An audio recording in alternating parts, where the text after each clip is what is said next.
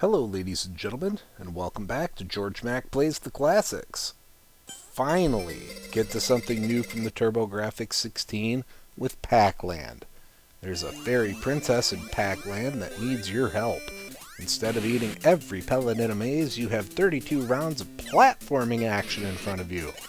I wanted to complain about this being the answer to Super Mario Bros., but it turns out this is a port of a 1984 arcade game. That means Mario is Nintendo's response to this. I guess that makes this title novel, but not so much in 1990. There are two different control schemes available. The first, which I assume is closer to the arcade cabinet, requires you to move left with button 2 and right with button 1. The D-pad is used to jump. This is the default control scheme, and I was all but happy to die so I could change it up. The lever control works as expected with the D-pad controlling movement and button 1 jumping. If you aren't moving at full speed, you get a terrible little jump which can send you to your death. You have to vault over obstacles and avoid the ghost crew.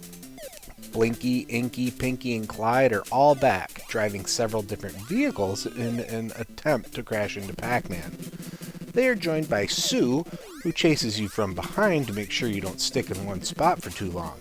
There's also a time limit, so it just makes platforming more of a pain. Pac-Man is real floaty in his movements.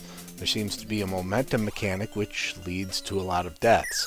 The ghosts aren't totally invincible. Outside of the typical power pellets, you can ride the ghosts if you jump on their heads. This is required in at least one spot to continue the level. The bridges level is annoying with its water spouts that drag you down. The mansions can block you off and require a key to continue. There are 8 trips, which are a collection of 4 rounds. At the end of each round, you reach break time and gain your bonus points while saving a small fairy. After round 3 of your current trip, Pac-Man reaches the fairy princess and is gifted a pair of special shoes to help him get home. These allow you to fly through the air as you tap the jump button. Finishing round 32 unlocks Pac-Land Pro, and where I called it quits. When it comes to grading Pac-Land on TurboGrafx 16, graphics get a 1.5. The sprites look janky. The backgrounds are stuff I used to do in MS Paint in the 90s. The sound gets a 1.0. The music and sound effects are certainly mid-80s in feel. Gameplay gets a 1.5. I'm now aware I missed on items, but they don't seem like they would have affected gameplay much. It's too floaty and imprecise. Difficulty gets a 2.0. I believe you have unlimited continues to learn enemy spawn patterns, so attrition. Fun factor gets a 1.0. I was ready for this one to be over by round 20.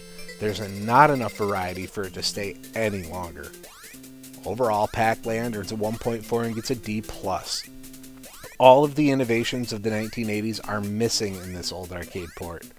Feel free to skip it. Well, that's going to do it for me for today. Please make sure to like this video. Let me know what you think of Pac-Land in the comments. And please subscribe to Head Drop Productions here on YouTube because we want you here for each and every video we release.